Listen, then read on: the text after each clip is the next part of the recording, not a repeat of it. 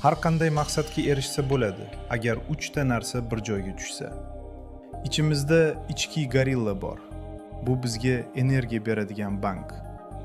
Agar mana shu 3 ta shart bajarilsa, o'sha gorilla bizga to'xtamaydigan energiya berishni boshlaydi. Birinchisi, odam hozirgi hayoti yomonligini, mazasi yo'qligini aniq tushunish kerak. Agar ha, borga shukr, hammasi normal deb yuraversa, u uzoqqa bormaydi. Ikkinchisi, odam haqiqatda yaxshi yashash qanaqa bo'lishini tasavvur qila olish kerak. Ya'ni zo'r hayot qanaqa bo'lishini bilishi shart. Uchinchisi, eng muhimi, hozirgi yomon nuqtadan o'sha zo'r nuqtaga aynan qanday o'tish mumkinligini aniq tushunish.